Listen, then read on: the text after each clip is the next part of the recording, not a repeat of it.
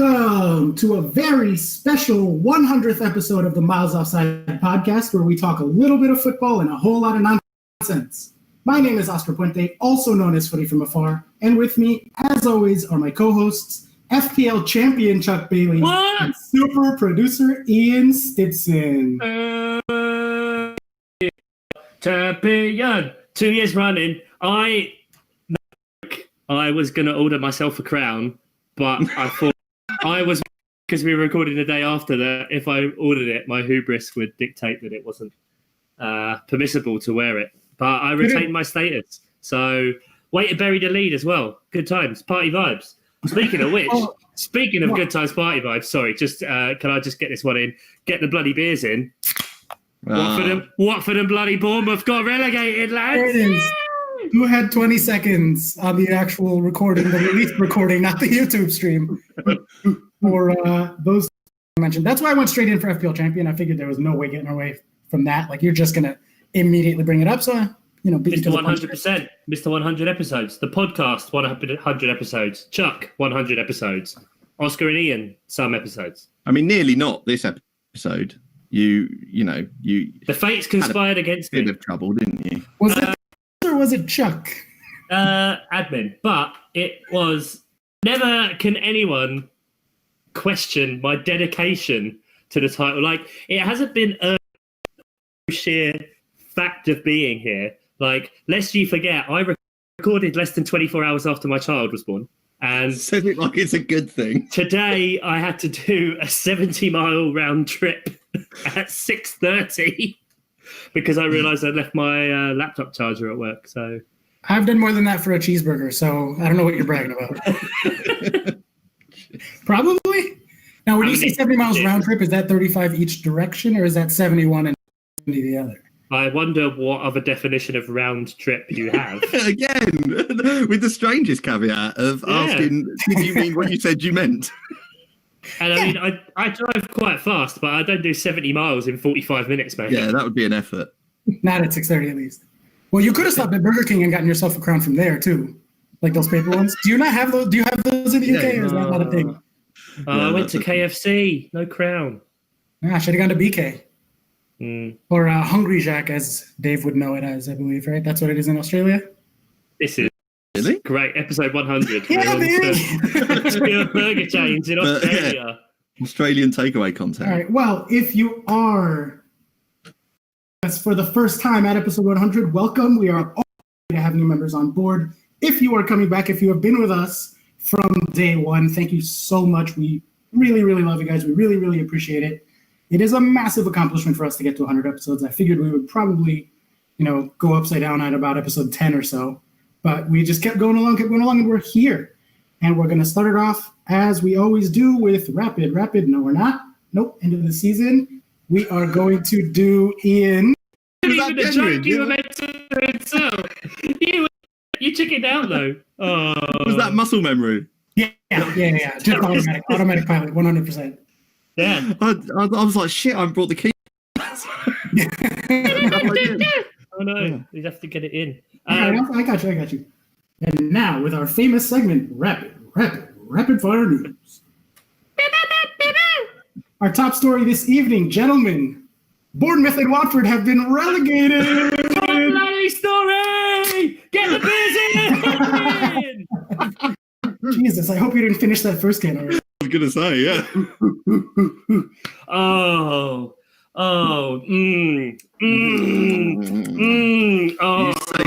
You full. Oh my God, that makes me so happy. Do I want what? Give me something, anything. I'll probably yes. Yeah. Yes. Chuck, do you want something particularly juicy here? I want it as moist as it comes, baby. Watford were relegated with our Burnley of the week on the last day of the season. They Watford it themselves. That's what you get. Is Hayden Mullins, is he even in the job? Still, who knows? Was he in the job? He probably has been fired. Back to the under-23s. Oh. The saddest thing is that you don't get to see their tears on the last day. When they go around and they always zoom in on like a child that's like with his dad, just like, oh, Dad, it's not going to be that bad, is it? No, son, we're fucked. I don't know why they're Northern. Strangest accent I've ever heard. I don't know what people from Bournemouth sound like. There's about 5,000 of them, so they can get rid as well. Happy days. Yeah, Watford and Bournemouth are relegated. Not for one, Danny Welbeck doing a little Cruyff turn into the goal. He made a good effort on He it. tried it. I mean, Arsenal did their best to do them a favour, like went 3-0 up and then just went, come on, guys. Let's do something. Aubameyang having himself a hell of a day, huh? Bournemouth. Well, yeah. They're just letting him overhead kick at will, apparently. Did he share? I was quite busy watching a different match, but do you guys want to talk about the Aubameyang hat trick a little bit? Tell me what happened there. I heard there was a bicycle kick. Yeah, I mean, only because he was given all the time in the world to sort himself out for it. So, yeah, I mean, that was when Watford were acting like they really wanted to get relegated. Then they realised, oh, shit, we don't want to get relegated. They've done that all season. Yeah, well, yeah, then they suddenly realised and decided to play football. But, yeah, seems like the right result in the end, doesn't it? Yeah, generally. And, Everton being completely anonymous as well to allow Bournemouth to win like 3-1 because like what the fuck is that team? And then bless them, little Villa. Oh, Villa. Yeah. The little minnow that dared to dream. It had to be Jack Grealish. To score at the end. They go mental. They celebrate. Within 20 seconds, it had to be Grealish. Massive deflection. Over Reina. Goal again. I guess we should say that officially the three teams are Norwich, Watford, and Bournemouth. Sorry, what? Staying up. Say those last two again. We had Norwich, Watford, and Bournemouth are going down. Get a bloody business! Oh my God. Fucking A. We are going to be in serious My trouble. father invented Twix again. Just give it a few minutes. Yeah, yeah. And by the scrap of their necks, the skin of their teeth, let's go with, were Aston Neck of the Villa. wave. Is that not an expression in England? Did I just sound really weird? The skin of their teeth No. is the first thing you said. Definitely isn't. Scrap of the neck. Scrap of, I don't know. Scruff of the neck. Take them by the scruff of the There neck. it is, scruff of the neck. And they which is got the through opposite by the skin of their teeth. Yep, there you go. Idioms are tricky. Don't worry, buddy. Arsenal Idioms are. playing a major hand in the relegation race, allowing Villa to beat them on, when was that? Tuesday, 1-0. Even though Villa getting the worst of the XG there. And then Arsenal beating Watford. So 2 results this week that sent Watford down and kept Villa up that Arsenal had a hand in. Arsenal having a bigger hand in the relegation race than in the top 4 race. Can we just take a moment to laugh at that? It's just nice to be involved, though, isn't it? Nice to be Conflicted. Yeah, nice to be involved in some form of narrative. I feel like I should thank them. Thanks, Adam P. involved. Cheers, mate. He won't be watching this typically, but yay! Yeah. Oh, speaking of Arsenal, David Luiz broke the record for penalties Red cards? conceded in a season. Wow. He conceded 5 penalties this season. He had conceded 3 in his entire Chelsea career. And he had 5 for Arsenal this season. So shout out David Luiz, helping the Chelsea cause. Helping people. Help people. Speaking of Watford and Bournemouth getting relegated, I don't have any more beers around me. Sorry. Going to the Championship, the last day of the Premier League, like we were messaging about it, and I think because the teams that were playing each other with something to play for, kind of playing for the same thing, it wasn't really that kind of exhilarating or exciting. Like it never really kicked off as a last day. Like there weren't really any weird results, and teams just kind of did what they had to, apart from like Villa West Ham for like the last 10 minutes. But in the Championship, the last day of the season was insane because Leeds were automatically up. You had West Brom, Brentford, and Fulham going from 2nd to 4th, all within a point of each other. I think they were on like 80, 81, 82, something like that. The teams they were playing, Brentford was playing Barnsley, who were playing for relegation.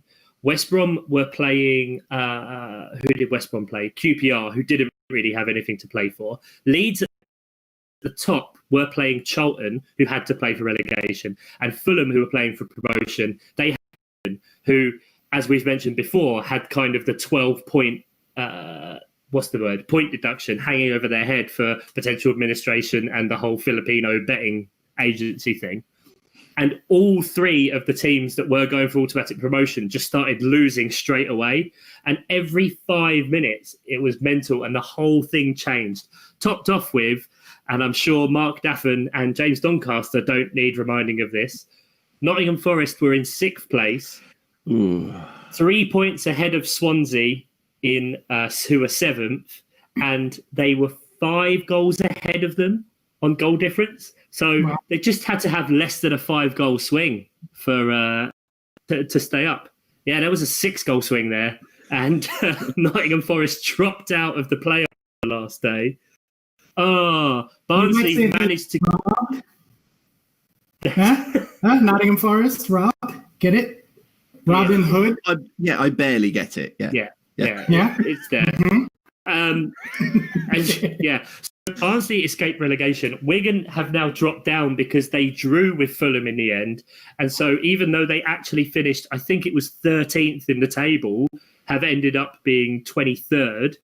So they go down. Hull, remember Hull? Premier League team, bang, League One with Peterborough. Oof. Not really a dig, but it's probably going to come across like that.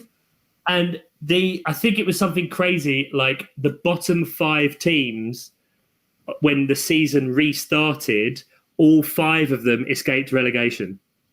Oh, wow. Like, that's how mental the table was.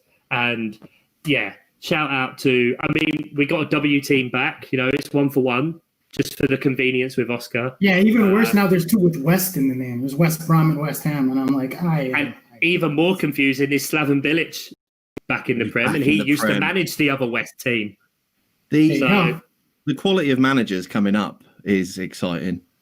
Be interested to see Bielsa, yeah. Yeah, if Bielsa stays, that'll be something, and Bilic as well. So, and then we've got, who's in the playoffs? Brentford, Swansea, Fulham. Who else? Cardiff, yeah. Not Neil Warnock's Cardiff. Neil Warnock's Middlesbrough escaped. He saved Middlesbrough, yeah. He saved Middlesbrough. Good old Neil. Always good to have Colin Warlock in there. And Swansea beat Brentford yesterday, I believe, 1-0. After Brentford then went down to 10 men. Yeah. So you don't want to be dropping into the playoff places, because traditionally that team doesn't do very well. It's usually the team that comes up into them. So Swansea in with a really good chance of coming up. And then it's Fulham and Cardiff. Like, we've seen enough of them. So, I'd love to see Brentford in the top flight, though. Tiny little Brentford, like, that'd be good, wouldn't it? I mean, they've got a new stadium next year. Oh, it's ugly as fuck. Is it ugly? I've not it's hideous. I can't remember where they used to play, but that was a really nice old ground, and now it's like Griffin Park. It's like Griffin Park. That was it. And it used to be a really nice ground, but now it's like this modern version, but still not with many seats. Like at one point where the stand has like the waves and the curves, it drops down, and there's a section where there's only about 4 of seats. It looks really weird and horrible, but plus I want to, a lot of their players are linked with Palace, and I'd quite like to pick them clean. Thank you very much. You might get a chance, yeah. One of the bigger stories here too is Leeds, right? Because Leeds haven't been up in the top flight in a very, very long time. That's interesting for Chelsea too. They're an old sort of rival. I've heard that I'm supposed to hate them, so I'm excited to have somebody hate. Most teams. There you go. So it's been like forever since they were up, right? And they were historically a big team. 16 years or something. Something like that. I mean, we've talked about this numerous times before, but like when you come into football, that's how everything's set. I came into football with Leeds being Division 1 champions in 91 or 92, whichever one it was. And they're set in my head as a big club. So see them go down to League One, and then it'd be so long before they sort of come back up. I mean, it's great seeing them back, and with Bielsa as well. I haven't watched. Have you guys watched any of the Amazon documentary? Because there's a Leeds one. I got about 4 episodes in. Yeah. Is it Take Me Home? I got to the bit where Daniel James is sitting there waiting to sign for him. And then who was he playing for before that? Can't remember who they bought him off of. But basically the other club just ghosted on them. So he's sitting there like at midnight in a puffer jacket, just waiting to sign. And the other team just ghosted and pulled out of the deal. And he just kind of had to go home after he'd like done the fake contract signing picture, held up the shirt, done everything. Man. Embarrassing. But Oh yeah, it's great. Anyone for FPL, like when Leeds come up, do not get Patrick Bamford in your team. Do not. Former Chelsea lonely legend Patrick Bamford. Yeah, do not get him in. And shout out to Alexander Mitrovic. Finally wins the Golden Boot, lads. Hey, what? How did you not start with this? That's so much more exciting. I'm sorry, it's just the page I was on. I scrolled down a bit, the Golden Boot race, and there we go. Oh, we should mention someone in the Premier League won the Golden Boot, I guess. Right? Someone, brilliant. Vardy. It was Vardy. He's old. He's the oldest one in the 40s. Jamie Vardy, who won like the conference Golden Boot for Fleetwood 8 years ago or something like that. Just won the Premier League Golden Boot. It's quite nice. Good for him. I like Jamie Vardy. This is quite nice, is it? I mean, hopefully my feed isn't lagging too much, but like, did you see sort of pictures of Jamie Vardy with the Golden Boot? Because obviously Leicester have just dropped out the Champions League places. They give him the Golden Boot like immediately, and he's just got pictures of him with the Golden Boot, just like, it's like, oh, he's really dead happy with that. Yeah, I scored 23 goals, but we're not getting European football. But no mind. Well, they are. Just they. Well, yeah, not the European football. football. Yeah, fine. unless someone. Arsenal win the. Is Man there United. permutation? Yeah, of course there are. No, what? Who's in the Europa League? No, I don't know. Chelsea. If Chelsea win the Champions League, Yeah, then the spot, fifth place gets or the Man spot. City, or Man Or City. Man City. Chelsea are getting knocked out. It's a fucking waste of time that they're making us play the second half of the leg because we lost 3-1 to Bayern in the first leg. They're just making us go to Germany for no reason. But Are Man United in Europa? yes, they are. And them as well. If they win Europa, they get a Champions League spot, There's quite a which lot means of- it drops down for Leicester, Leeds. There's permutations. Wolves are still playing. They had the anniversary of their season like 4 I know. days ago. Yes.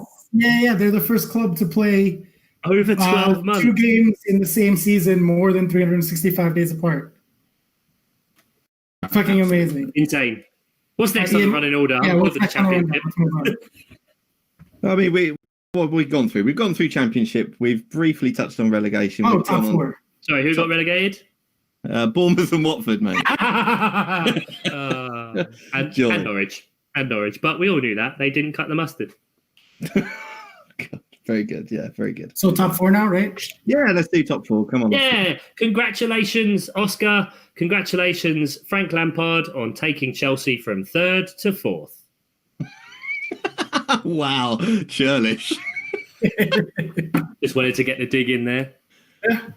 So shall I intro it properly now, and then we can actually record? What do you mean actually record? This isn't All right, getting well, cut, it's time mate. to move This on is now. I live. think we can start with the fourth place race, the race for top 4, which Stumble. saw Manchester United and Chelsea secure their spots on the last day of the season, as I said that they would. Leicester stumbling at the very end once again with a very, very bad performance against Manchester United, putting up only 0.7 on XG to Man United's 1.4. And that saw Leicester miss out. How are we feeling, gentlemen? Leicester were so far ahead of everyone. They were the only team that could potentially save the title race back around January or whatever. And now they didn't even finish top 4. How we doing? That's a pretty big slide. I mean, I can't really comment since the team I support was 19th for form following Project Restart. So yeah, but Leicester were crap. And the stat that goes round is that since their 9-0 defeat, I remember it's 9 now. Thanks for reminding me of the 9th goal last week. 9-0 defeat of Southampton, Leicester earned 42 points and Southampton earned 44. So that kind of shows that Wow. they did just kind of drop off, and Southampton obviously kind of had a great season. But yeah, dropping down. And it's weird because for so long they were like potentially looking at being the only ones that could challenge Liverpool, and City weren't going to catch them. And then it was almost like once it happened, the slide just went really, really quickly. I mean, it's coupled with Man United learning how to attack again, Chelsea stringing together like the good results as well. But it's, it is what it is. Their dedication to just kind of restoring their place to where they should actually be in the table was admirable. Yeah, this is their Yeah, that's highest exactly- finish. This is their highest finish since they won it. Ever. That's Yeah. what's mad. Never. Yeah. I think before that it was 13th was their highest. I think 9th, but like Well, either way, yeah, that's mid-table. So it's a successful season, isn't it? It's just the problem is from where they were. That's all. And Brendan Rodgers is not going to be happy with that slide. Is he going to be able to? We've said Leicester's recruitment's good, but unless it's carrying on being good, they're going to have to get rid of the player. You know, his Tielemans going to stick around. He might get a chance to go somewhere else. I'm not particularly worried for Leicester. I think a big part of what happened to them, other than like Chuck said, kind of ending up where they're supposed to be because they're 6th unexpected, so getting 5th is like fine. But I think that the thing that they struggled with at the late in the season was the injuries, and especially James Maddison, who without James Maddison in the midfield, Vardy had like not as much service as he's used to and as much service as he really needs to be able to shine. And the club as a whole, like they had injuries to who else? Ricardo, right? They're starting fullback. Yeah. They had some really big injuries in the stretch, and I think that just fucked them. Well, people worked out what to do against Vardy. If you are willing to push up, you've got to understand that he's going to run into the space that you leave. If you want to defend Vardy, you've got to drop deep and make that decision. You know, so people sort of work that out. Leicester do tend to be a bit of a one-trick pony in attack, don't they? Less so now, I think. I think the reason. I mean, if you look at a lot of Vardy's goals this year or how his goal involvement has been, because he's got, especially recently, he's had quite a lot of assists. So I think that's Leicester trying to change the game because obviously they won the league on Kante wins ball, pass to Mahrez over the defence, Vardy goal. Like that's how they won the league, right? Yeah. They got whatever it was 7-1-0 wins on the bounce down the stretch and just did it. So they have played a lot more intricate passing and those kind of things. You mentioned injuries. You know, Ricardo Pereira is easily one of the best fullbacks in the entire, maybe top 5, if not higher. And certainly in terms of his creativity numbers, he's way creativity. Yeah, exactly. And also they lost. It was James Maddison they lost as well down the stretch, and he'd been kind of instrumental to them this season. You know, and when you get key injuries like that, you do kind of have to change the structure, and it's rocked. I don't fear for Leicester. I don't fear for Leicester really losing anyone.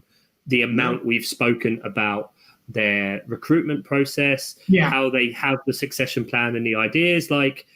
Harry Maguire had a phenomenal season for them, and they sold him for 80 million, and no one noticed the difference because they had the replacement Söyüncü there, ready to go, bang, steps in. And Söyüncü was amazing this season. He was really good. Yeah, so all of those players are not obviously replaceable is the wrong word, but they kind of are. Like they've probably got some people that are there, and they know exactly what they're going to do. So I don't really fear for them.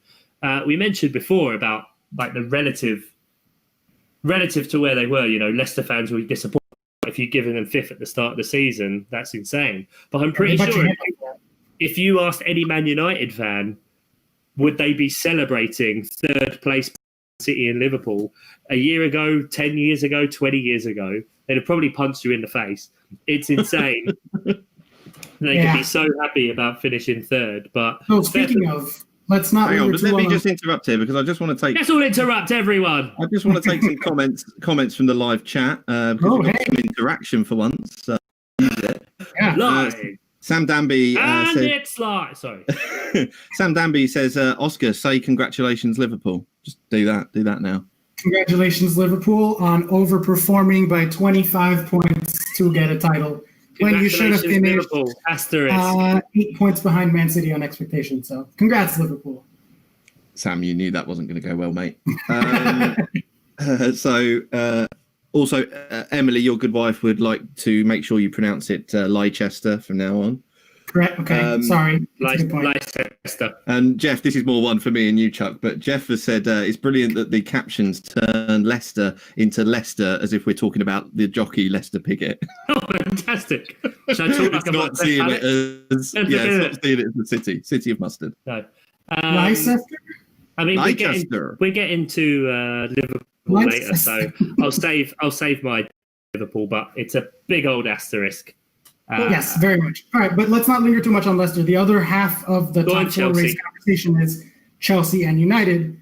And looking forward to next year, I think, for those two teams, how are you guys? I'll leave it to you so I don't ramble for 19 minutes about Chelsea. How are you guys looking at those two teams coming out of this top four race and going into next season? I struggle to understand why us making a comment right now will prevent 19 minutes of Chelsea chat. If I'd have known this 100 episodes ago, do you not think I would have? What is this magical formula? How does this work? I could just say something about Chelsea. I'm going to let you say something, and then I'll take my 90 minutes. It's just kicking it into the long grass. That's all I just want to get you guys out of the way. And what's great here is we can really see, because of the viewer numbers now, we can really see the impact Oscar going on about Chelsea really has. And then we can wonder, everyone always drops off about 40% of the way through every It is also almost commute time in America for those people that are still going to work outside. So right, okay, so that's why there's no Virginians. Virginians, we got an email from the Virginians. Woo! They are top real. four, Chelsea, United next year. How are you two feeling about them going into? Fine, I'll say it. Right, Chelsea. First and foremost, if Chelsea don't get rid of keeper, but whether they just shut the door, change the locks, whatever, whether they drive him to the border, spin him around 3 times, and push him into a bush, whether they pay someone else to take him, Chelsea will not improve.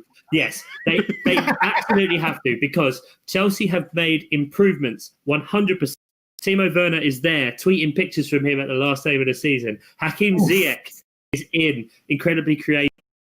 I worry about the Chelsea Academy products and those kind of things that happened in the last year. The Ruben Loftus-Cheek, the Tammy Abraham, the Hudson-Odoi, the Mason Mount. I wonder about their well-being and where they're going to go from here, how they take it. It's a pivotal point. But if Chelsea do not replace that keeper and have some sort of confidence in the back, it does not matter what they do up front, because that spreads through the team. I would go so far as to say, if Chelsea replace their goalkeeper with a good, solid goalkeeper that the defence can have confidence in, that they do not need to strengthen their defence anywhere near as much as is thought. That is 100%, because I know the impact difference just having, it's on a different scale, but the difference between having Hennessy in goal, having Guaita in goal, because once you make huge, high-profile mistakes and that gets in your head, it's huge. I'd say what is happening with Kepa is the same as what happened to Joe Hart, but without having all the trophies beforehand. It's once that confidence goes, that fucks you. And you know what? He should have subbed off for Willie fucking Caballero. Well, so that's a good point, because on the last day, biggest game of the season, with full stop, the biggest game of the season, Caballero started in goal, and I wouldn't be surprised if we never see Kepa in a Chelsea jersey again. I'd be happy for you. Much better and smarter people than me saying that, so I'm confident in that take. So that's, I think you're right. I don't think we're going to see Kepa again, because, how do you recover from getting dropped in a must-win game on the last day of the season? There's no way that he will ever feel like Frank has any confidence in him again. Nor should Frank, because he's really bad. As far as the Academy products thing, Mason Mount was the first Chelsea player, I believe, ever, if not in forever and ever, to make 50 appearances in his debut season as an Academy product. Yeah, that's huge. So I'm not worried about him getting minutes next. He fits in a lot of different places, so I think he's versatile. And I think Frank, is his ride or die. He stands Mason Mount, but Tammy potentially next year for sure is looking at competition for minutes with Timo Werner. But I think Chelsea, that's insane, saying that they don't need a keeper, or rather that if they just get a keeper, that's enough. They are being linked with Oblak from Atletico Madrid, who is amazing. Mate, if you get Oblak, that's the improvement that Liverpool made with Alisson. Yeah, or De Gea when he was still at his best at United, getting him 20 extra points a year. Yeah, exactly. And so you're telling me that difference is not greater than, Chelsea could buy a left back and a right back, great ones. And if they keep Kepa in, I just hate his name as well. No. I feel awkward every time, because I go Kepa, keep Kepa, don't keep Kepa, fucking sack the prick. I think you're right. You can't blame that on YouTube, can you? Right, no more of them. No more. Yeah, I asked you I'm before on board with that. but The problem, Ian, is that the more beer he has, the more come out. And now he's going to. Chuck, I think you're exactly right. I think that if they don't replace Kepa, they'll be trash. But I don't necessarily think that replacing Kepa is enough. I would love to see a defender or two come in. But I think we've talked enough about Chelsea. Ian, I'll throw it to you now since Chuck got him. How are you feeling about Manchester United going into next season? I think the worry is how tired they looked at the end. Solskjaer really didn't want to change his starting 11. Well, he couldn't afford to, I guess, because that's the other thing that Man United haven't got, which always traditionally they had, is squad depth, which not got any of that now. I can't think of many positions where they've got someone who you could genuinely go, that's almost like for like. You know, you were talking about sort of Chelsea. You've got quite a lot of like for like people in positions where there's not a huge drop in quality to you. Yeah. I don't think you can say that about Man United at all. Obviously, Bruce electrified them, changed the way they play, and it looks like they might hold on to Pogba now as well. So maybe the future's brighter than it potentially was, but I still think they've got a lot to do, to be honest. I don't think it's a given that Solskjaer's done well, but I don't think it's a given that they're going to be in the same position next season. No, the impact of Fernandes is hugely notable by the fact he was, their man of the match, 5 out of the first 6 out of the first 7 games he played, something like that. However, with Chelsea getting business done early this year and where they are at, they are far ahead of United because, yes, Fernandes was an amazing purchase and it turns out the great person for that role, but it took about 2 years. Now, United, Chelsea, all these teams, they have a packed summer. Like, by the time the European stuff finishes, they've probably got, 2.5, 3 weeks until the Premier League starts. Now, the window is longer, but in this economy as well, where teams need money and they know clubs like Man United have got money, does that mean if they want their players, they're going to hold out for longer, which is what has happened in the past? Because United want to play, want to go low and get people for cheap. But everyone knows, hey, you're pretty much one of the richest clubs in the world. We're going to charge you as much as we possibly can. It's why Harry Maguire, he was an £80 million defender, but he can't choose that price tag. That was Leicester going, well, we don't want him to go. We don't need to sell him for any money. So 80 million. And they negotiated for ages and ages, but they just went, no, we want 80 million. Right. And so United paid it in the end because that's what happens. So I would worry next season if there is genuinely a cogent 4-year plan, maybe 5-year plan, and they are going to take their time because they have, Mason Greenwood's incredible, and Solskjaer says that he is one of the best natural finishers he's ever seen and the best finisher at the club. He's an amazing natural finisher. You've got to agree with that. The speed at which, we've said it before, but the speed at which he makes decisions before defenders have already seen he's got the ball is quite something.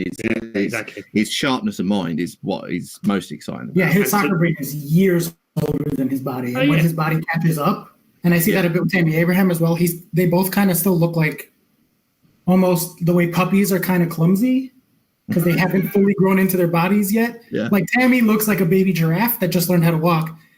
And you see that with a lot of the English youngsters right now, all the teenagers at Arsenal, at United, at Chelsea, like they have the footballing brains of people who, if they can put the pieces together, will be elite to the level that English players haven't been since like the 90s, I think. It's potentially an exciting time to be English for you guys, I'm just saying. We'll ruin him. Don't worry.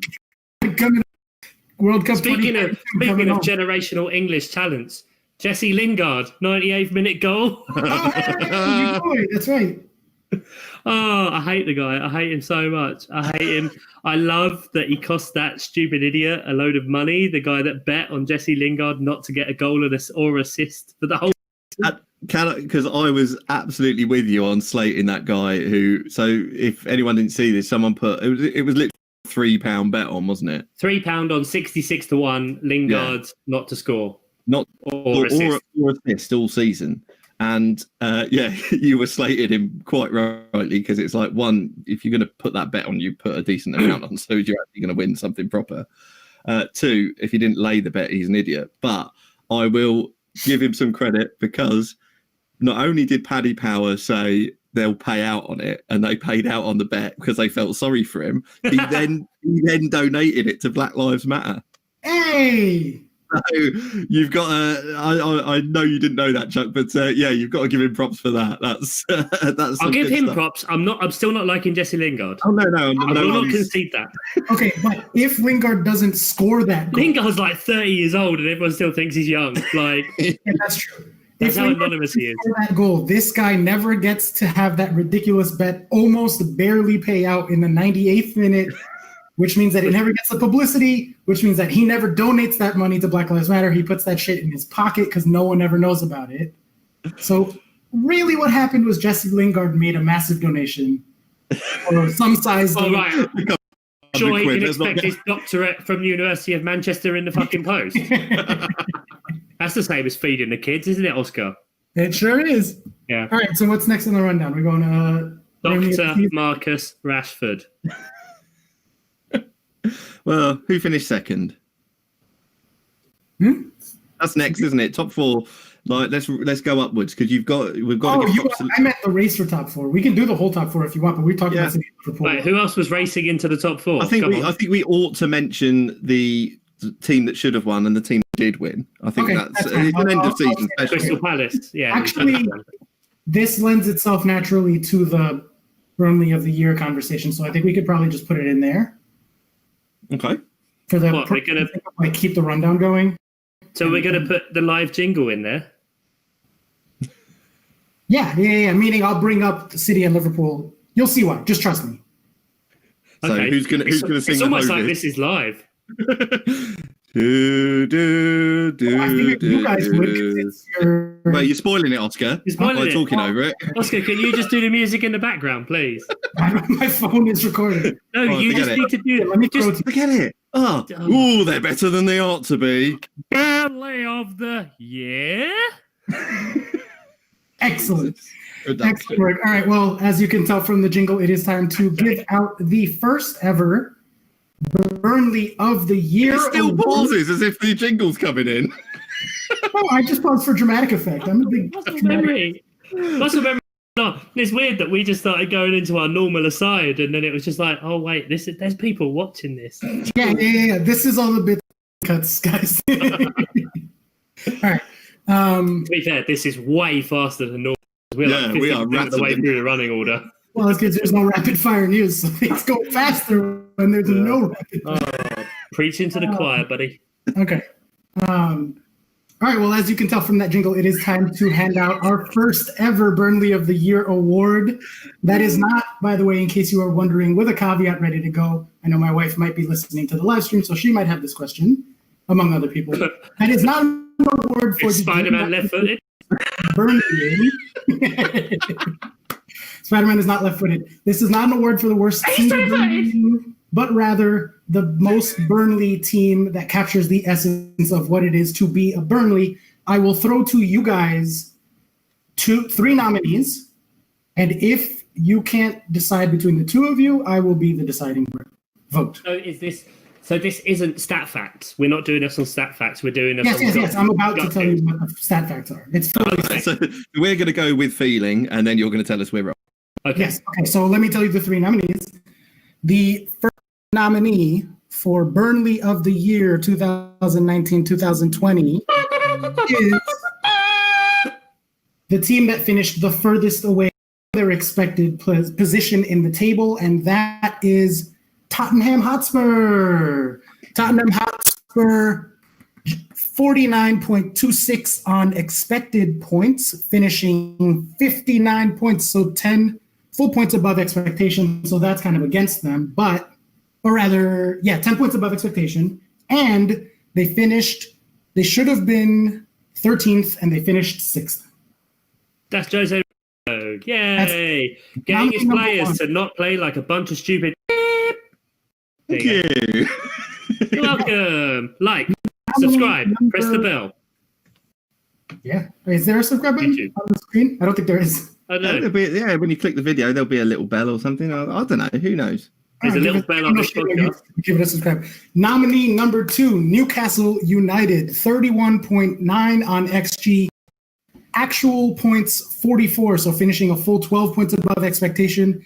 I bring them up because they were the worst team in the league on XG. Should have been relegated by a country mile, finished in 13th. So getting away with one right there. And Mike Ashley finally, effect. the Can I just last say, nominee. I've just shared this YouTube link on Facebook, and I'm very glad that you just bleeped your own C word because my mother-in-law's in the chat. There you go. So if you hadn't self-bleep there, we might have been in serious trouble. What's your Apologies mother-in-law's to name, Ian? Ian's mother-in-law for the vile things that we will inevitably say. Oh, why Nominee did number- Oh, God, this is... This What, is- you wanted to just defend her? No, not offend her. It's Who like... did you want to My offence is not an active pastime. It's just a passive diffusion. You're an equal opportunities offender. Oh, yeah, I piss off everyone. Sorry, Oscar, we've stolen your thunder. Go on. Sorry, Burnley of the year. Yes, our Oh. third nominee for Burnley of the Year is the one, the only. You can't get away from it. You know what I'm about to say. That's right. It's Liverpool Football Club, finishing a full 25 points above their expectation. Is that a whole They Norwich? should have been 9 points ahead, and they finished first place. Is that a whole Norwich above expectation? You could fit a Uh, Norwich in there. Yes, you can. Yes, you can. That's a full Norwich or 2 derbies in old money. Uh, How many shillings was it to a derby? I can't. I can never remember. I think it was 3. I don't know. That's amazing. Half a Okay. Sunderland. Oh, Liverpool 25. You won the league. Oh, they did. I mean, it's Liverpool, isn't it? It's Liverpool. Liverpool were the Burnley of the year. No one wants it. They defied all expectations. They played. They got efficient, effective football. They realised that doing this glamorous play and running up scores, trying to score 5, then conceding 7, like obviously you know what I mean. It just wasn't really a good way to win the league. So they just bought defenders. To be fair, they won the league with Adrian playing a load of games, so that's quite good. But yeah, I'm going Liverpool. Liverpool's my Burnley of the year. all right, Ian, where are you going with this? How are you feeling? My gut feel. I mean, obviously it's Liverpool. We know it's Liverpool. We know you're going to say it's Liverpool, and the stats probably say it's Liverpool. But maybe not. Okay, but It's going to my be a fourth gut one. It's going to be a fourth one. He hasn't mentioned. No, It's gonna yeah, be- probably, yeah. It's going to be Palace. Dallas was almost in there because they were also really, really fucking bad and finished higher than- Unfortunately, But I would say Newcastle. I think we're forgetting how down we all were on Newcastle at the start of the season. Mhm. it's all and St. Maximin. Well, apart from one player, yeah, but we were very much down on Steve Bruce and how it's going to be and how terrible they're going to play, and that's largely true. But they finished. What was their finishing? 14th, 13th, 13th? Feels like a Burnley, and it feels 13th. like a Oh, God, they were above it feels Palace. like a Burnley, and we were all saying how bad they were going to be. You've already said their XG is lowest in the league. My gut feeling is Newcastle. And the winner is Newcastle Football Club. Yes. Mr. Stimson, you are exactly It's right. in. That is Very the good. spirit of nice. Congratulations, Tottenham, on not winning a shit award as well. It doesn't get more Burnley than finishing mid-table when you were the worst team in the fucking league. They should be gone to the championship. I'm considering renaming it the Newcastle of the Week next year. Who knows? We'll see. No one will be as Burnley was for Let's like see. 4 years in a row there. But Well, although I suppose especially if Sean Dyche does leave Burnley, that means Burnley are no longer a Burnley. Potentially. Correct. Is he the essence of Burnley? he I think is. he is. He's like proper, like they love him up there. They love him so much. With good reason. Yeah, to be fair. Especially, he took over from Eddie Howe. So, win. Yeah, that happened. I'll hand it off to you guys because I don't know what's next in the rundown, and it's not my job. Can I say something that will piss off a load of Liverpool fans? Yes, please. Not that they're going to be listening now. Yeah, extremely on brand. But I will put it to you, gentlemen, that Liverpool will be the least memorable champions ever been. No, not even a little bit. I will not entertain this. What's been the most memorable thing? After 30 years during the coronavirus interrupted season, everyone is going to remember this. Right, There's no coronavirus takes over. Bang. Liverpool, right, they've won the league after 30 years. Well, they probably should have. Like, they were dominant way before that for ages. They've had a ton of chances. They've just done cool. Blackburn was incredible. They'll be remembered about that. Leicester became a verb. That's how good it is, right? Arsenal, invincibles. That's impressive. Liverpool this season, they didn't lose a home game. Well, they did draw one, which meant that Sunderland still has that record. So Arsenal's won. Chelsea under Mourinho were just an incredibly strong defensive team and held points records, all this kind of stuff, and still have the record for least goals conceded in a season. Oscar? Question mark? Yep, that's right. Yep, like 15? 12. 1 goal in every 3 games conceded. Man City, dominant, several managers over recent times, points records, those kind of things. And Manchester United, the reason they are the biggest club in the world is because they dominated English football for so long, and that's what made the league. Whereas Liverpool, nah. Okay. None of what you said is wrong. And I think that's the conversation about it's right. Like one of the greatest teams of all time. It's right. And also, the fact they keep posing with 3 or 4 trophies, like, you didn't win these trophies in the same season. You didn't. Like, you can't say you won a double or a triple or treble or anything. All those trophies were last season. Doesn't matter. It happened in the end of it. It's the end. The Club World Cup was last year. Champions League last year. Whatever. You won the Premier League. You got binned out of the League Cup, binned out of the FA Cup, binned out of the Champions League. Yeah? This is a remarkable diatribe against the champions. I'm trying to defend them for the record. I know you're trying. I know. I mean, so you don't subscribe to Graham Souness's point of view that he's got a little chubby for them and that they're going to go on. He does. They're going to go on. Did you see him with Virgil van Dijk? It was almost embarrassing, fanboying after when he came over. Yeah, I heard about. You're just something to watch. You just it was just brilliant.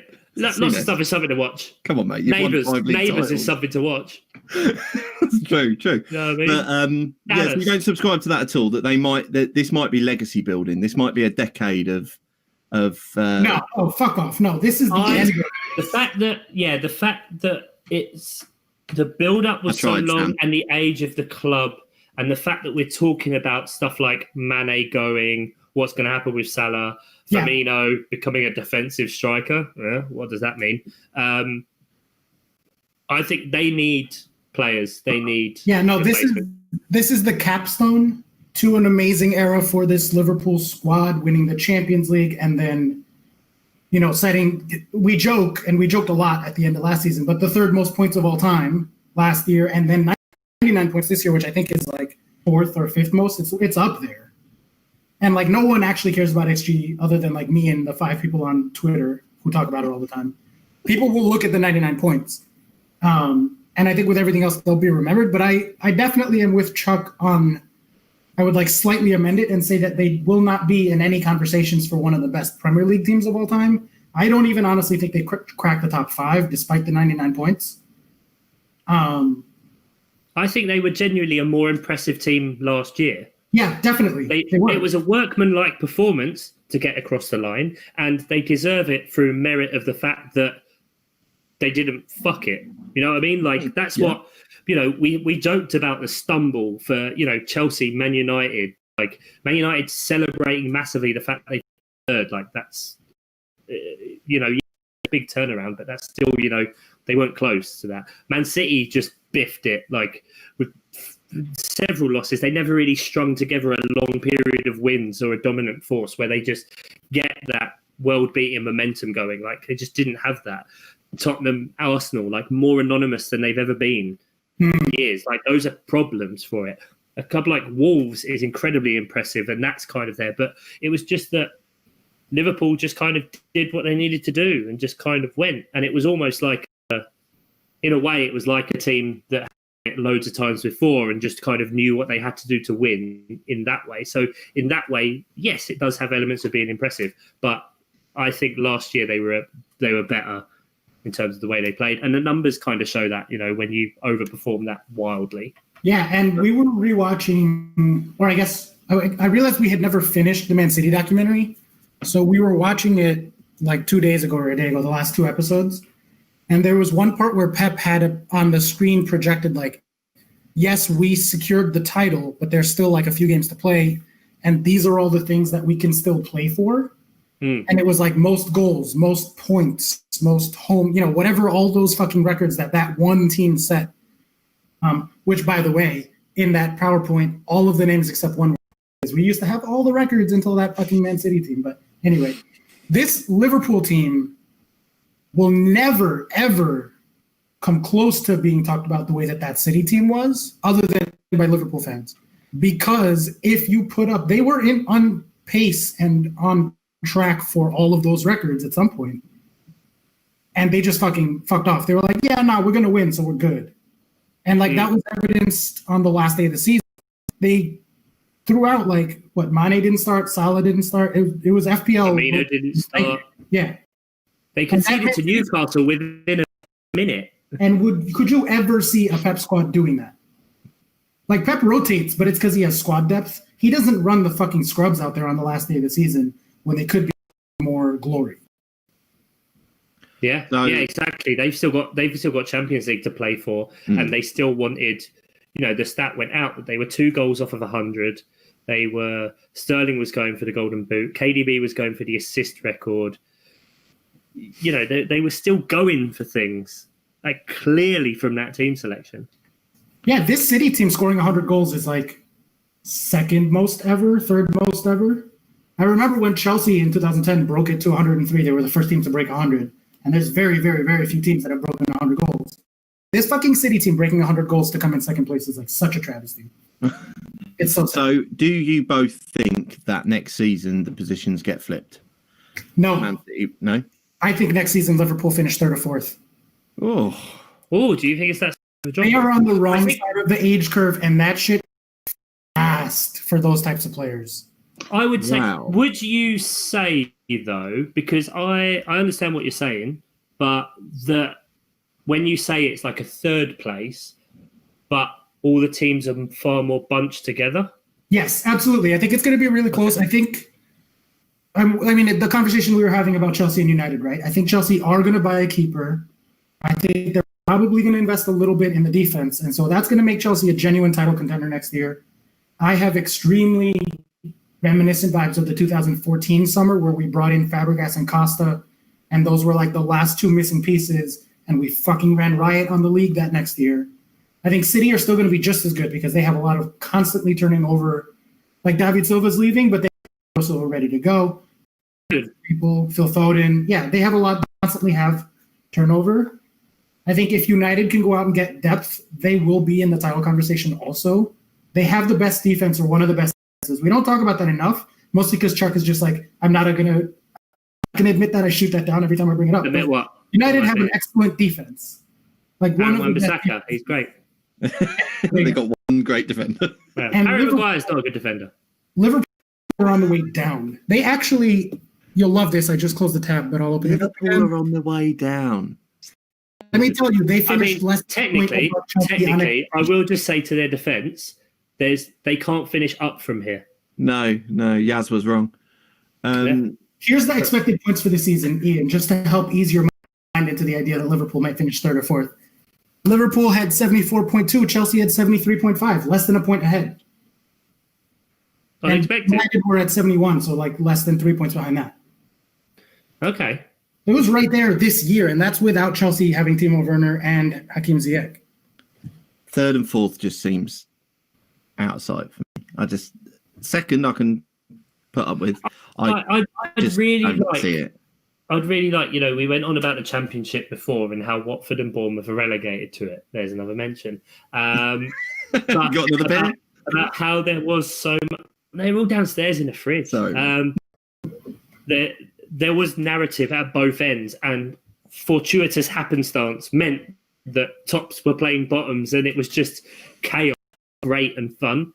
I just love, how many years now has the last day of the season just been shit? It's 2012 was the last really dramatic one. Yeah, it's cool that there's stuff going, there's games going on at the same time, so you can kind of follow. But when there's no real narrative or excitement or whatever, I really want something for once. Oh, I God, think next year is going to be a tight race for those 4 teams, honestly. I hope so. I mean, it'll be fun, but Pep's going to identify exactly what's wrong with Man City and fix it. And they'll have already had that. 100%. Yeah, absolutely. They've had 6 of those meetings already. Yeah. And I think Chelsea are and Man United are a longer work in progress. That's all I think. I think Chelsea and Man United might be 2 or 3 years away from being elite right up there, whereas Man City and Liverpool, I think, will be fighting out for a couple of years. I don't know, man. Don't sleep on Timo Werner. He's going to be the best striker in the league. No, I don't think that. Huge.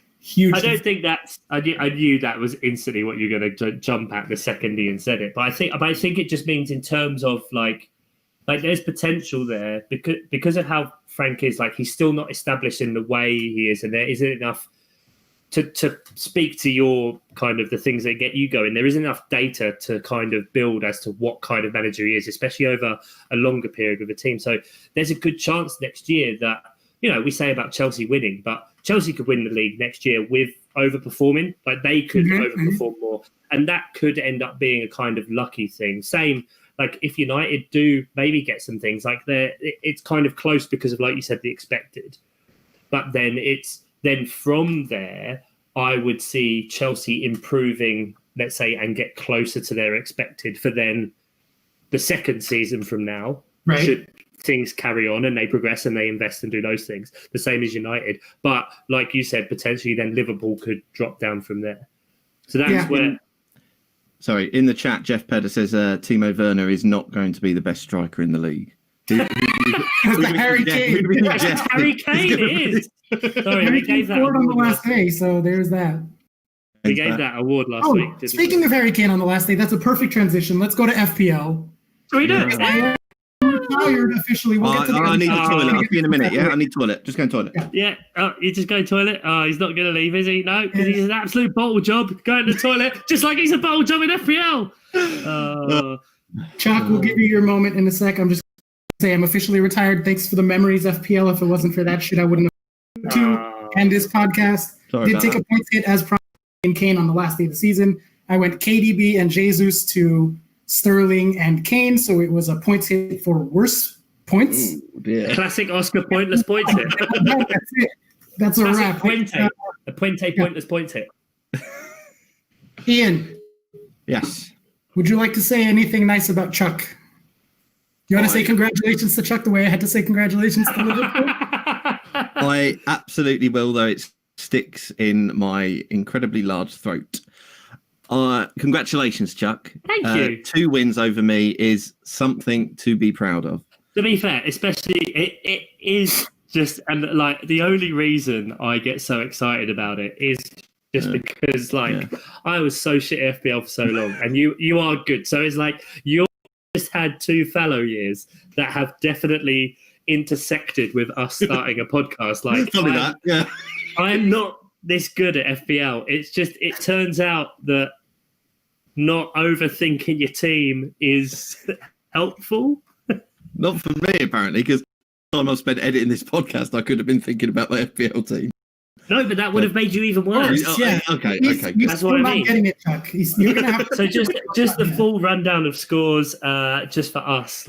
Oscar, you retire on 2073. So that's still I always aim for and always have aimed for an average. Wine. Carry on. Get more wine, yeah. I've always aimed for an average of 50 points a week.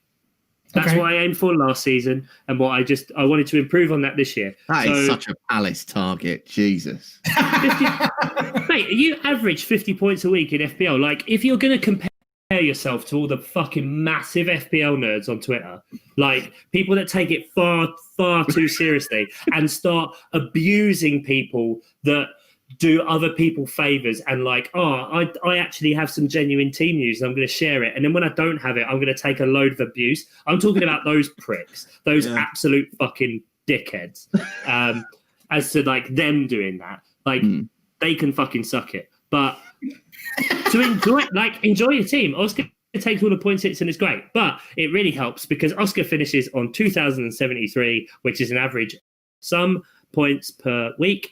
Ian Stimpson, 3rd out of 4, 2,247 points. Not bad. The podcast community team, the first year we did this, and it was pretty fun, wasn't it? It was something different. Yeah, I enjoyed it.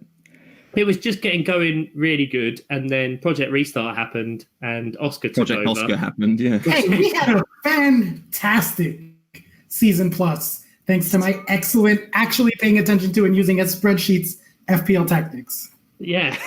Yeah. The only reason you're stopping playing from FPL is because you figured out in your head, a way that means you'll win it. So you're just like, that wouldn't be fun, so I'm not going to bother.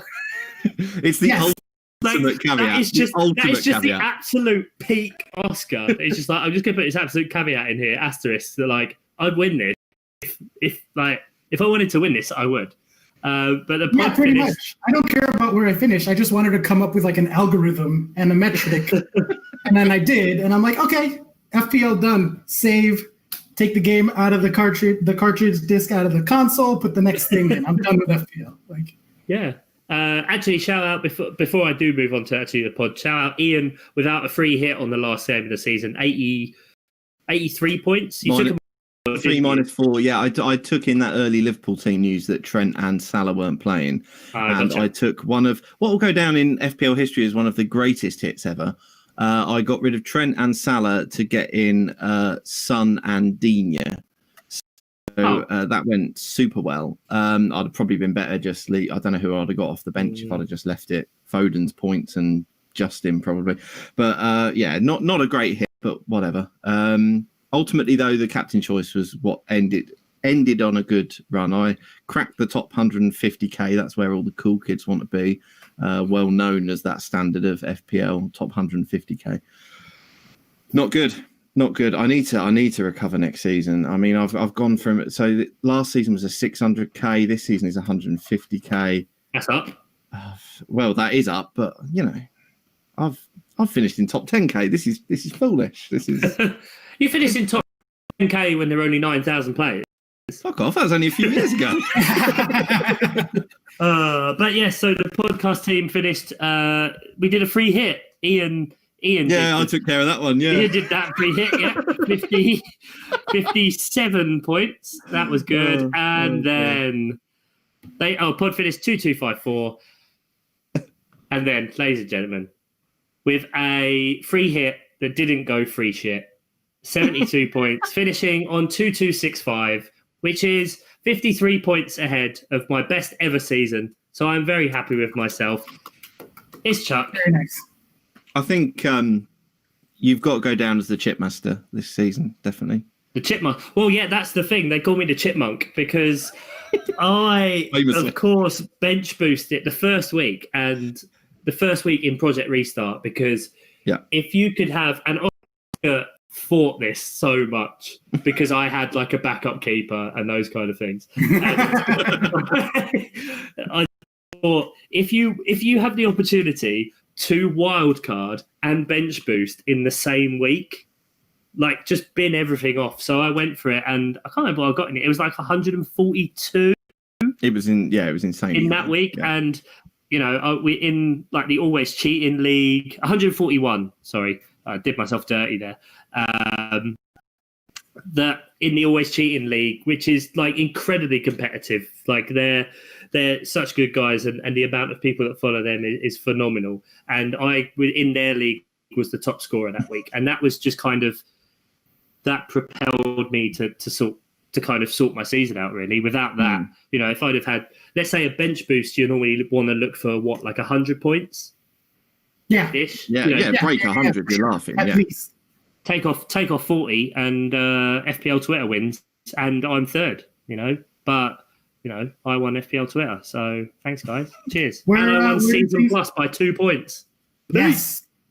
That last week really did. We were tied going into the last week of the Season Plus, but anyway, where did things finish in the Patreon League? Right, we have a Miles Offside Patreon League.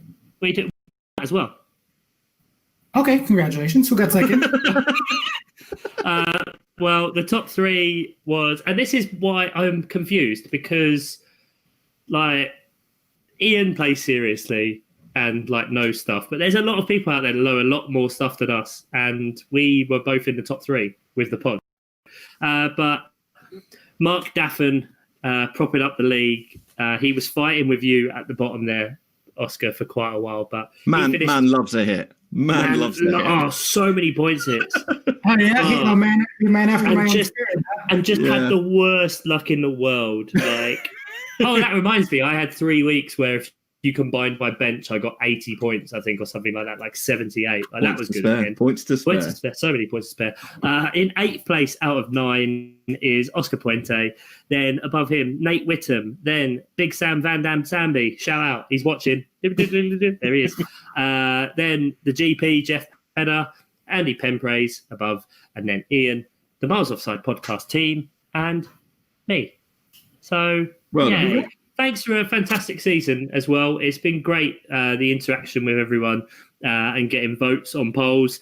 In true Miles Offside podcast team fashion. Sorry, Mark's just coming on the chat. 116 points in hits.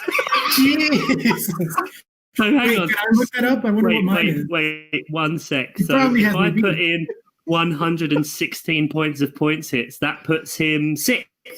Above Sam Danby, above Nate Whittam, above Oscar P. I now knight you, sir. Hits a lot. How do I His find out anaconda don't want none unless he got buns, son. Oh, good work, Mark. Good work. Absolutely. Oscar, you found your points hits, yeah? I think you're probably on how about do you do that? 60 Do you have one of my game week history, and then you kind of have to add them up as you go. I can't do that. So, for God's sake, Come you on. work with You do maths for a living. Maths for a living. That's literally what you do. Someone else want to do that? Or? Well, I tell you what, while you look at that, shall we talk about the one that they all want? The one that's been going all season. The one that, due to various administration constraints, i.e. laziness. He doesn't have any energy to adapt to spreadsheet, but he does have energy for jingles. It's time for the final of the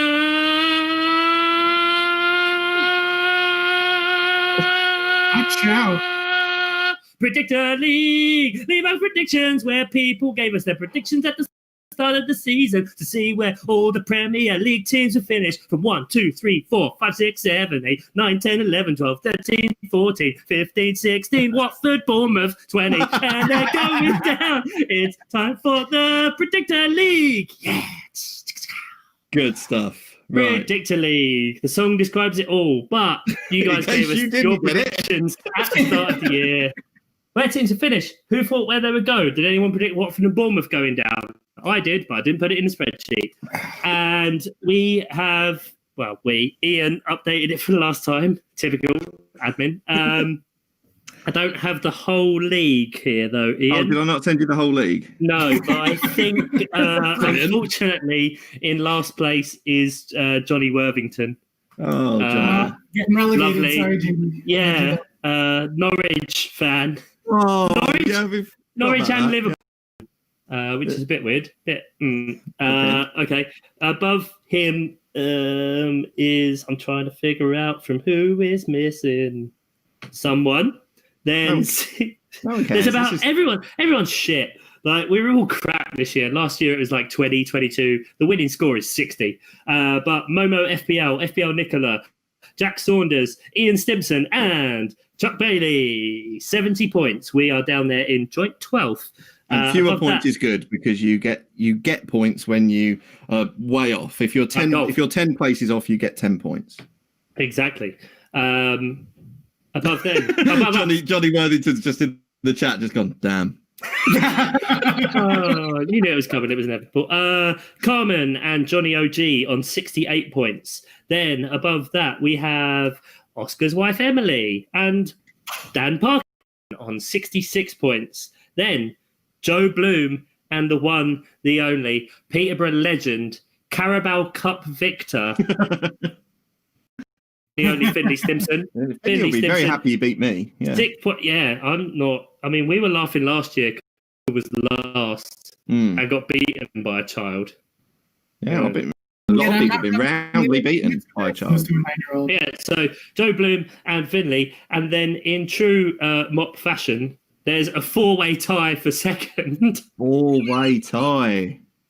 And by the way, right, okay. One winner. Yeah, so admin. What? Who's the winner? Well, yeah, unfortunately, it's worst to first. And even though last year he was awful, going for Adam P. Adam P's in 17th. I've just realised. And Dave Mateo. Oh no, Mateo's there. Never mind. Adam P. Adam P. Who at one point in the season was 100 points away from getting the league right. He did. Oscar was going for it last year, but Oscar wins on 60. So 2 years in a row, one of us has won the league. My game, never won it. So Ian won it last year, and what that means is that we obviously don't take the prize. We don't. There's a £51 prize. Damn, there's a Christmas sweater I want to buy. Yeah, well, it's July. So Oscar, you don't get anything, but we had a 4-way tie, and like we said, the winner is settled. The tiebreaker is who entered first. Ooh. So in 5th place is Lynn, who I believe is Ian's mate. She works at Sky Sports. Yeah. Yeah. She also entered way past the deadline, I remember, because I was annoyed about that. Illegal entry. Yeah. So technically, delete. Above that, 4th place, the wonder from down under, Mr. Dave Mateo. Oh, well played, Dave. Well played. Good game. In 3rd place, these are all nice people, so it's such a shame. In 3rd place is Pad Full. And he was, lovely bloke. He was the first man on the stream today. Was he? He's friends with Erling Haaland. He is the one. I don't have any more. Yeah, he knows him. I don't really have any more words to say apart from it's the big man Van Dam Sam Danby. There you go, mate. Winning on 62 points, winning himself a £51 gift card for a club of his choice. Club shop of whichever Norwegian team he supports. Mulder. That's a team. And well played, Sam. That's it. Well done. We'll be doing that for another season, probably. Admin. I was worried it would get too big last year after we did it. Less entrance. Amazing. Right. I should say, Sam, gratulated. Oh, God. Yeah, great. He knows what it means. No one else needs to. Yeah, we'll sure. The good thing is we'll get a live. Yeah. Didn't he say that well enough that he knows what word it was? I'm very curious. Oh, hang on. He said his team this year is. It's got a weird strike through the O. But that means you don't say it. It means the letter's cancelled. Oh, so I nearly believed you and went Bordeaux. It's actually stop Good sign. Yeah. I'm not even going to try. He's a Liverpool fan. We all know what's happening. Oh, is he? Oh, okay. Well then, that was the Predictor League. Yeah. Speaking of pre-season predictions. Indeed. So let's get going on the real quiz because FPL was just a sideshow. We and plenty of you actually. Hang on a minute. So far, I'm the only one who's retained my title. Just saying. Well, so, Ian, you need to. Yeah, I won this last year, so I retain this. Predictions? I won predictions. No, Yeah, Chuck, you're I won predictions. I got the goals like spot on. That's what won me it. Seems like a rewrite of history. You I'm won. gonna You won go Predictor to VAR. League. You won Predictor League. Yeah, I might, Oscar won. Oh, Yeah, let's consult VAR. what did Oscar win? Tracks. We only did that this year. That Gaffer Tapes draft league that slowly transitioned into our draft league. So many straws you're Three, one, clutching at. something. So anyway, so we sent off some predictions to Dave Matteo, some predictions for the season, and so did some of our listeners as well. Got involved, which was really good. So I'll pick out some notable ones. I am reading these for the first time because my wife collated these and did the points based on what Dave Matteo said. So we've got points based on the predictions we made, and then I'll just pick out some notable ones from our listeners. So what were the categories? The first category, I'll go through them category by category. So the first one was who would be the Golden Boot winner. Now, out of everyone who predicted, only one person said Vardy. And that was Dave Stateo himself. Wait, what? He nailed Vardy. Everyone else picked people who were there or thereabouts. There were no crazy ones, but the three of us. Chuck, you went for Sterling. Oh, did I? Why? And me, I don't know, mate. And me and Oscar went for Salah. So the way we've scored that is that you get the amount of points based on the amount of goals your person scored. Chuck, that puts you on 20. Oscar and me, 19. Oh, yes. Come on, retain that title, baby. Okay, so the next thing was total number of cards in the Premier League. Right. So I have yellow no cards. idea where this number should be. Like, if you told me to guess right now, I could say 200 or I could say 878. And Yeah, I'm pretty sure either one that's- seems equally likely to me. I have Wait, no no, idea. who did that? Was it Johnny Worthington last year that said like 200, and then we realised that meant that it was like less than one card a game? Yeah. Yeah. He So- sees the good in people. Exactly. Yeah, he really does. Shout Yeah. out Johnny Worthington. He's watching as well. This is what's Yeah, weird. yeah. Yes. So Him and the two others. total amount of cards this season was 1,329. Fucking A. I think last year I put 1,300. I remember that. This year you put 1,350. Wow. Ooh, Very is- close. That is very close. 21 away. I'll take that. That gives you 17 points on the trademarked Dave Matteo Right. scoring system. Oh, what did Oscar do this? What? I'm 21 away, so I get 17 points. Don't ask me. What? Now, me and Oscar guessed within a card of each other. Oscar went for 1,299 and I went for 1,300. So that puts us in the same range as you, Chuck. So we both Wow. got 17 points for that. Wow. Naturally, Well. because in the same range, and when you've got the same different points that you've guessed, you would get the same score. Yeah, mate.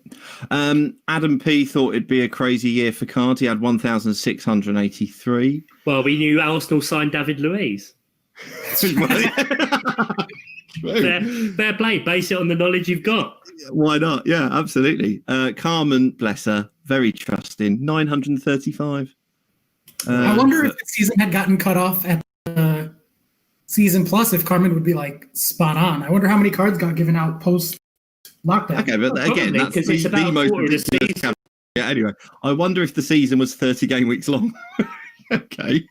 Did Yeah, we there not would have be to less. predict? Did we not put in that there was going to be a pandemic stop? Was that not one of the predictions? Well, let's see if one of the, because there was a crazy prediction category. Let's see if anyone predicted a fucking global shutdown.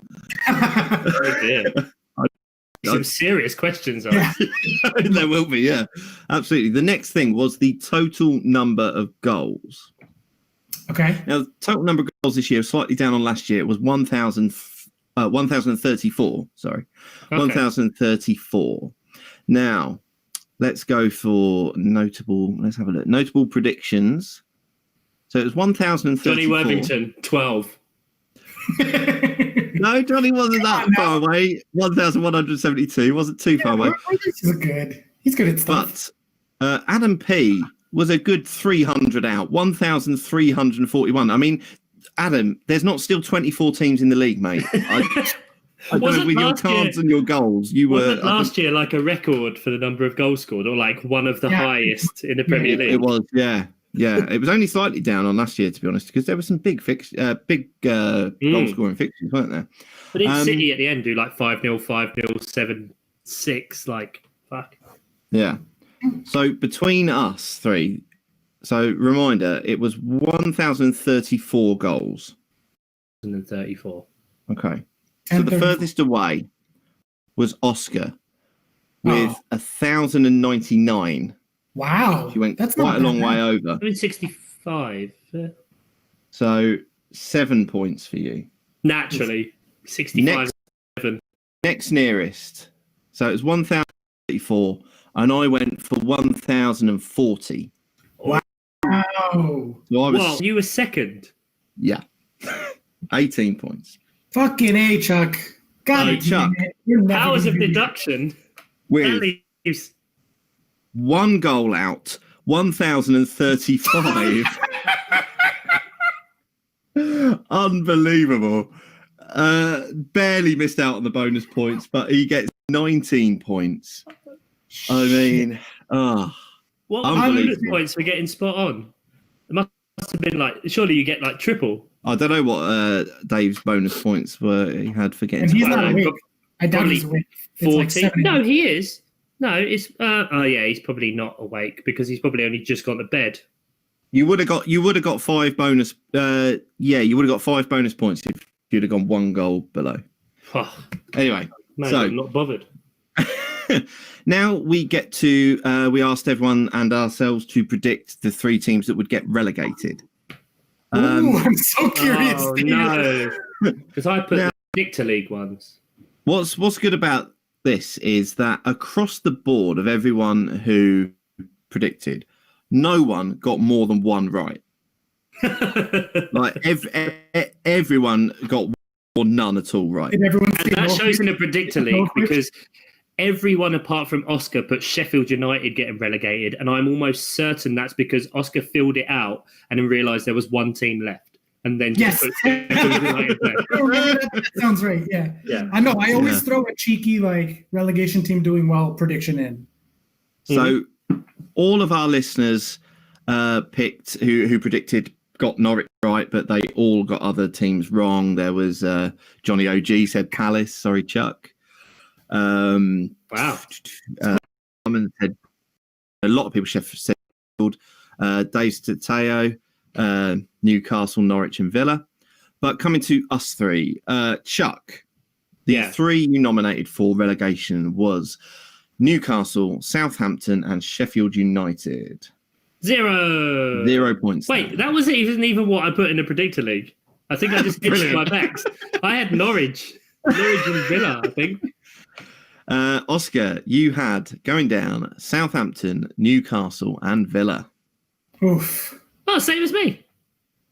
And yeah, just no, sorry, he had Villa, you had cool. Sheffield United.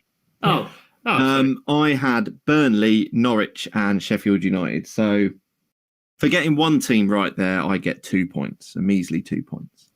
That's all right.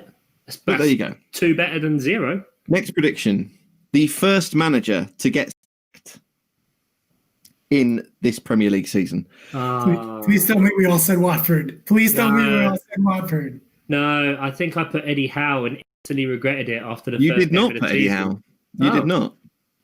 Let's go with who got things wrong first. Let's have a look. So anyone who said Steve Bruce got things wrong, that was Adam P. Oh, sorry, no, he said Roy Hodgson actually. Adam P. Sorry. Yeah, Johnny OG also said Roy Hodgson. Yeah, Newcastle I get it. was Johnny OG hates Palace. clearly. So do I. I've checked out. Johnny Worthington said Steve Bruce. Carmen said Frank Lampard. Oh, No that's- confidence at all. That is a come on. Don't be swearing on the YouTube. There's no need for that. Chuck, Hi. you said Dean Smith. Oh, yeah, that's what I went for. I went Villa. You Because did. they spent loads of money. Now I remember. Yeah. Oscar, you put your balls on the block and went Ole Gunnar Solskjaer. Oh, I was really hoping Oscar I would can have see where written, you're coming from. I was really hoping Oscar would have just written the Watford manager because he just doesn't know who it is. And then No. brackets second, the other Watford manager. There were two people who rightly predicted the Watford manager. Yes, Javi Ian. Gracia, Dave Stasio, and my good self predicted that Javi Gracia would be one of many Watford managers to get sacked As many as 4. in this season. Great, sorry. So that's a 5 points to me. The next category was the biggest dickin. Who would get the biggest dickin in the Premier League this Oh, year? I Can any of you remember definitely- what you said? 100% I put Man City Norwich. 100% you did. Yeah. I also probably put Man City, but I would have put Man City Newcastle if I had to guess. You did not. You put. You went with Club Allegiance. You went Chelsea Villa. Okay. So let's go Oh, through what? some. You're going to pull out now that you said Leicester Southampton.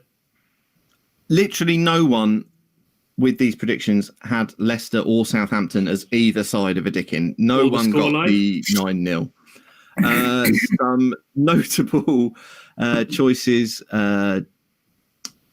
Johnny Worthington also went Man City Norwich. He went 7-0. That match finished 5-0. Johnny OG Well, there was went the 8. 3-2 though, wasn't it? It was 8-1. 3-2 when Norwich won. I'm just talking. I'm. Everyone went with the Man City home fixture. So Gotcha. yeah. So Chuck 7-2, and like I say, the actual result was 5-0. So you got the margin right. Oh, So that gets you 2 points because you got a 5-goal margin. Oscar, you went Chelsea versus Villa 8-0. That is a historical pick because we've done that to them twice, I believe. So just so Yeah, the actual result for that one was 2-1. A win. I'm surprised it's not 4-3. is it 2-1 in Chelsea's favor or against? I genuinely don't know. In Chelsea's favour. Yeah. Cool. All right, at least there's that. Yeah.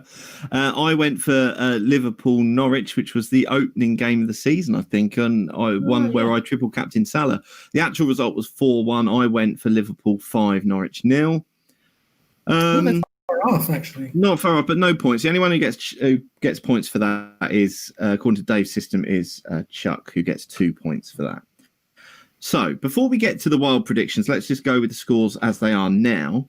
You don't have to see mine. I know I'm in last. It's fine. Yes, you are in last by Yeah. quite a way because your goals really let you down. So you're on 43 points, Oscar. Chuck, you're on 8 points. I am on 61, so I'm 3 This is ahead of you. bullshit. I got 1 goal away. Hang on. Yeah, that's insane. Chuck, you should win. I should win. Hang This on, happened hey, last year. simmer down. This happened last year.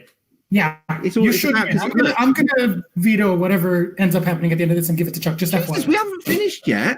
Right. And what? I'm getting no points for saying the Watford manager gets sacked first. I mean, I know it's fucking obvious, but none of you went for it. That was None just of a you smart, went for it. That was just a smart numbers game. And the Yeah. second I Yeah, saw funny Dean that. Smith and sent it, I was just like, oh, that's dumb. But this is from the guy who last year we did the Predictor League and you went, oh, you know what? This doesn't require thought. I'm just going to go on a betting website. And I won. I just used XG and I won. Amazing. Chuck, you better come up with a system for next year. Need something. Amazing, mate. Alpha. Right, okay. So anyway, but there is still, because ultimately this last category can be scored however we want. So, I mean, if we want to apply 20 points to it, Oscar can still win. So this can be scored however we want.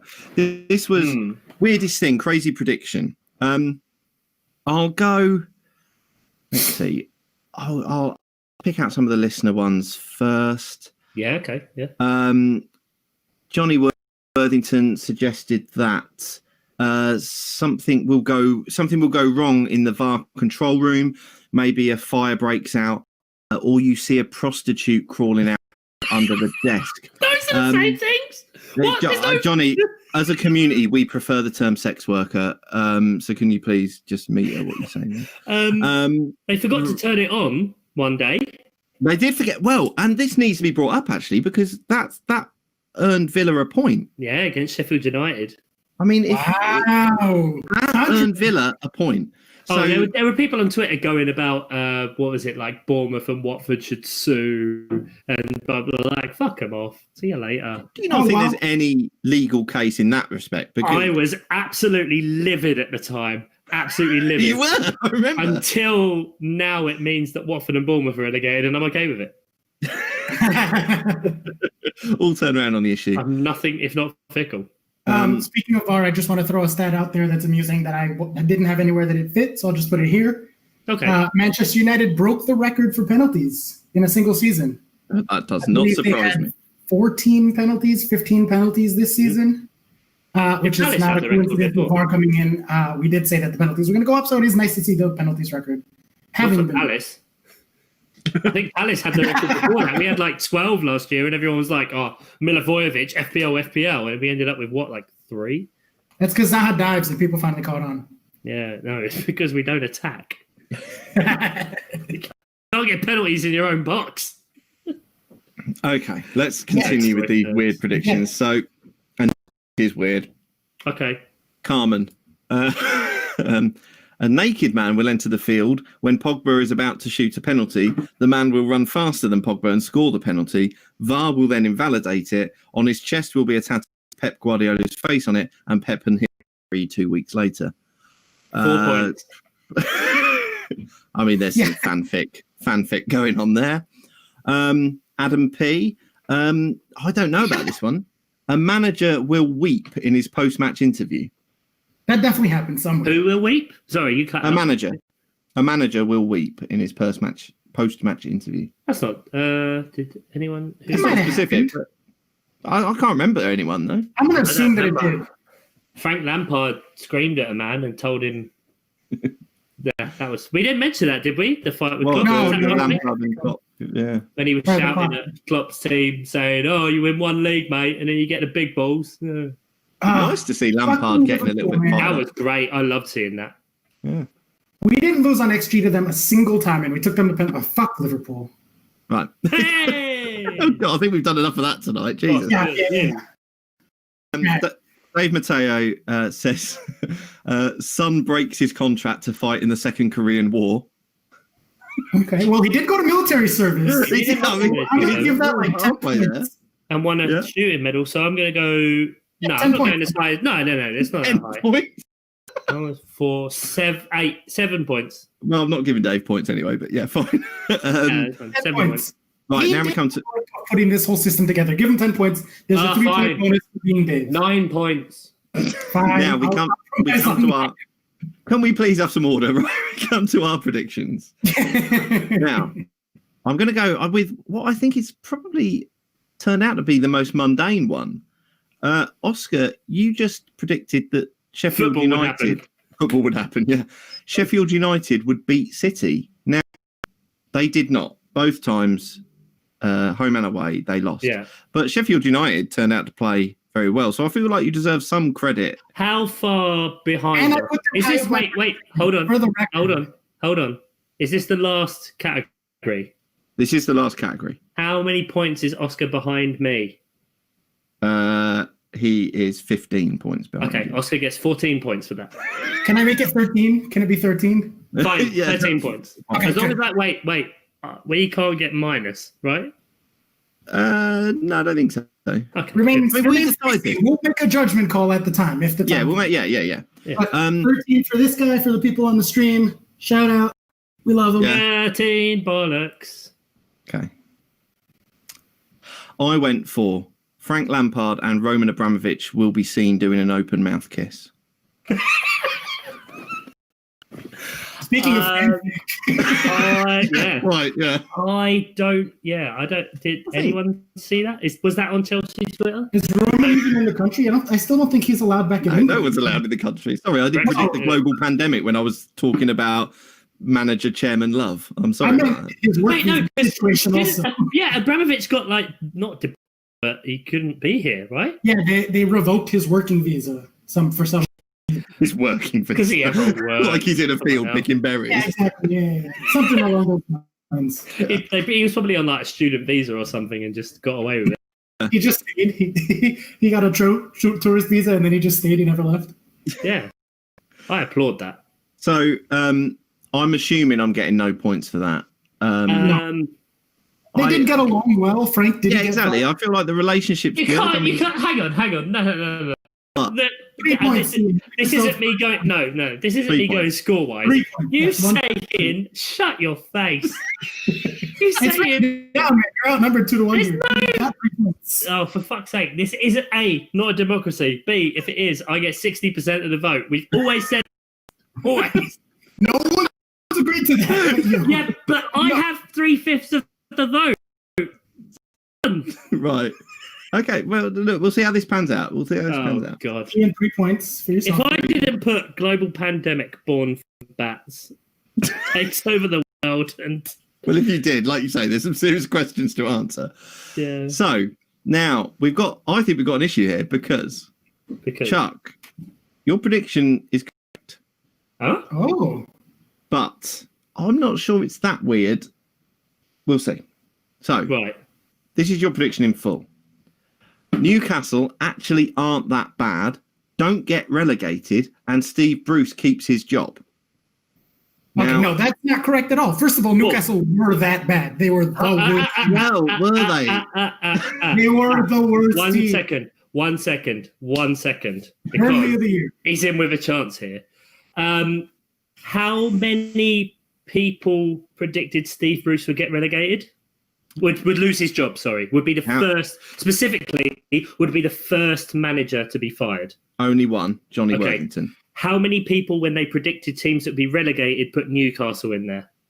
Okay. Out of 8 people who submitted predictions,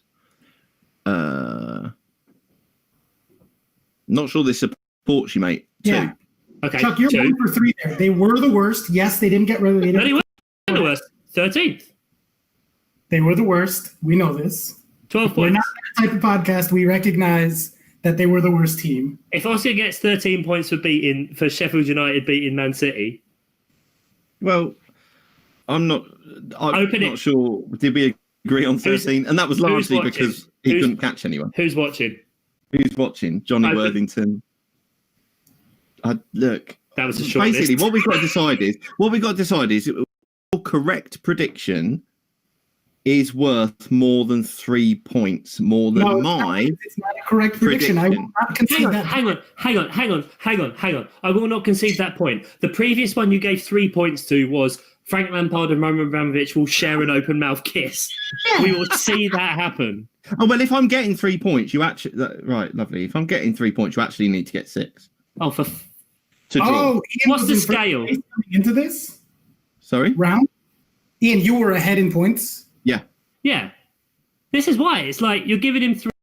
This I'll give doesn't- you both 3 points. Chuck, your prediction is wrong, but technically they didn't get relegated, so fine. I'm accepting none of this. I think. All right, he doesn't want his 3 points. He wants 0 points. Right, hang on 1 second, because I'm going to the predictor league here. Right, so we had some entrants. I put Newcastle relegated. Oscar put Newcastle relegated. Ian put Newcastle in 17th. So that's not Newcastle doing well, but that is Newcastle not getting relegated.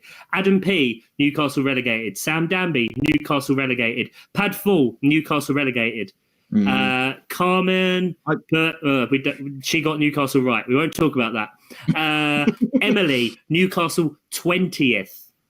Because she is smart Joe and they Bloom, were not. You know what? No, Johnny Worthington, I think- relegated. Dave Matteo, relegated. look. Phil Nicola, relegated. Momo FPL, relegated. Dan Parkinson, relegated. Chuck, they were the worst team. They Lynn, were the worst relegated. team. I'm nothing but if I'm not a hugely magnanimous guy, 12 points. I'm just a huge guy. And I think it would be ridiculous to give us both the points when my thing didn't happen. Although it might have happened behind closed doors. We don't know. So it's We don't know if it happened, but I think it would be churlish. I think to be honest, and Oscar, before we went into this as well, you were saying that he deserved more points for the goals. Oh, kicked, yes. Which was one Yes. goal off. That's true. Chuck, 42 points. When and that one. Write it down. That's it. It's official. 42 points. We found it. when you are guessing goals in the range of 1,000 and you get it one off, I don't think I can't claim the victory there. So Chuck, I think you win the predictions. If what you're saying is about historical history of this game, then you are the 2-time FPL and 2-time prediction champion of this podcast. What a time to be alive. What a time to be alive. I'd like to thank everyone. Speaking of thanking people, that's a transition to the next part. It is. I think we're going to close it out now by thanking all of our Patreons who genuinely, as we've said before on the main podcast, this ridiculously, this costs money to produce. So the fact that people are willing to chip in a couple of quid a month, sometimes when I forget to press the button that says charge them when we have said we won't charge them. I don't think that counts as chipping in. Is it not? No, more putting Stealing? out. Stealing.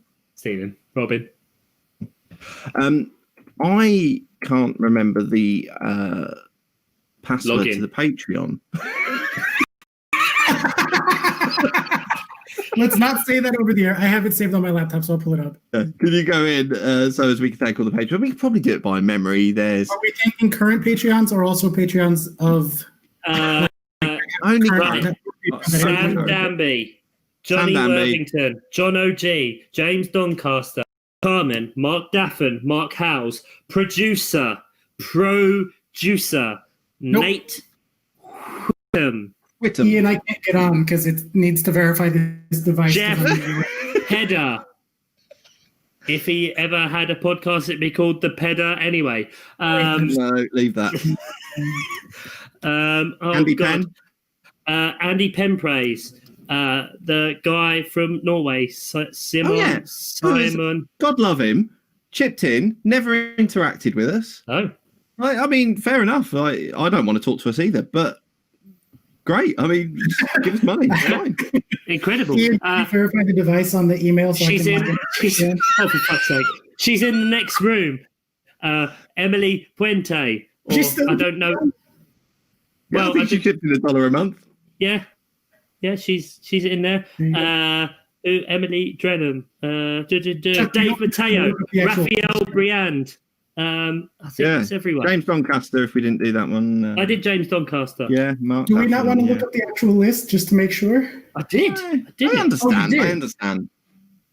Oh, right. Chuck logged in. Fine. Brilliant. Oh, no, I didn't. I just looked on the Slack. He was just doing that off the day. I just looked on the Slack and guessed the rest. Oh, right. Went on Slack. Oh. Yeah. Because we got a Slack and all that. Yeah. But anyway, thanks to all of you. Thanks for listening. Thanks for engaging. Thanks for helping us get to 100 episodes in 2 years, which is incredible, absolutely incredible, considering we talked about this for about 4 years.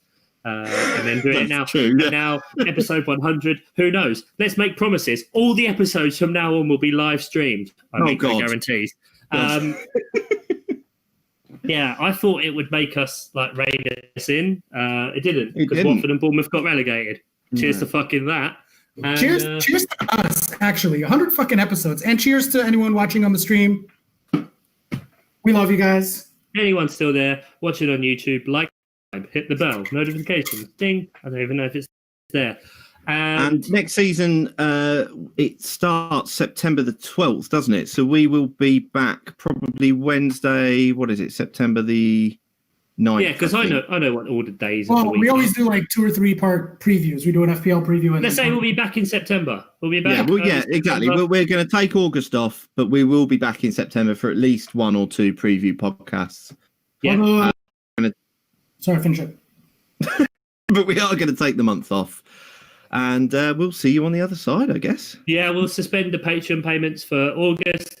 They'll be back in September. We might drop you a few bits pieces here and there. So please get in touch. We play Rocket League. That's what it's really about now. It's just time off. because if we don't put 2 hours aside to record this hot garbage and Ian doesn't spend 12 hours editing it, we can play loads more Rocket League, guys. Exactly. So let's Chuck it just out. do that. Let's bin Knock it it off. out. 100 episodes. Mr. 100%, 100 episodes. Cancel. Andy Penpraise, he's talking about becoming a Patreon at the $30 level to help me buy someone a load of socks. I love you all. Oscar, thank you very, very much for everything. Enjoy your bloody summer. Cheers. It has been an absolute delight recording with you guys. Thank you.